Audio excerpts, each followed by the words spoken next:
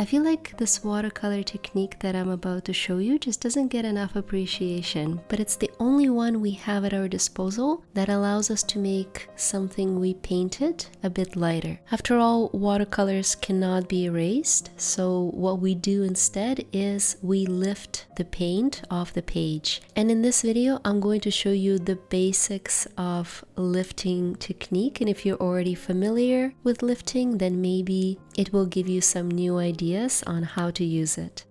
So let's say we have this cute sea animal sitting on a rock, and of course if you paint him with one pigment throughout, it will just look like a color blob without any shape. So maybe let's try and add some variation in tonal values first and see how far we can take it before we use the lifting technique.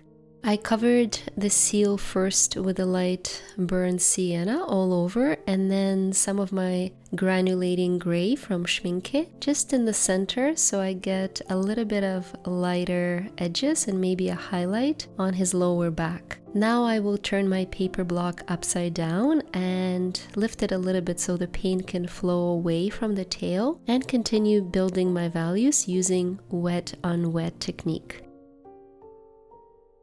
If you look at an actual seal, they sort of look like sausages. That is to say, we have a very obvious variation in light and shadow, depending on where the sun is coming from. And when they bend their necks, there are some very lovely folds that require smaller highlights to get that realistic effect.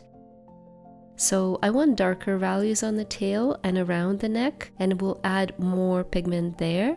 And for the lighter parts, I will add drops of clear water, hoping that this water will push the particles of paint away and create a bit of a highlight there. As always, I'm painting on Arches cold pressed paper using Escoda brushes. I will leave the links to all my watercolor materials in the description below. So this all looks fine, but it's not enough to capture all these variations in light and shadow, especially those lovely folds on top of his back. And this is where lifting technique is indispensable. I'm going to use a flat brush to literally lift some of the paint particles, creating very thin, very precise highlights exactly where I see them in the reference photo. The edge of the brush basically works as a sponge, and the key here is to lift while your paint is still damp. It's much harder to do it when everything is dry. My second tip is to use a clean, damp brush for every stroke. As you can see, I clean my brush in the jar of water, then I tap it on tissue paper to get rid of all that clean water, leaving the brush damp, and I sort of shape the edge of the flat brush so it becomes like a blade. Then and only then, I put it on paper and drag it along the highlight line that I want to create. If you don't get rid of excess water by using tissue paper, this is what happens. Too much water on your brush creates a very large bloom, and that is not what we want to see. So let me fix it. And while I'm doing that, I'll mention that stiff flat brushes do work best for this technique. You can see if I switch to a round brush, it's just not the same. They don't lift as much pigment. I would go for a flat brush for this technique every time. And now let's add a rock. I'm just going to improvise using indigo and burnt sienna, maybe a few splashes of blue here and there, and we can once again use the lifting technique to create some highlights and texture on the rock. If you're enjoying this little watercolor process demonstration so far, please like the video. It's the best way to show appreciation for my channel, and of course don't forget to subscribe if you want to see more videos like this.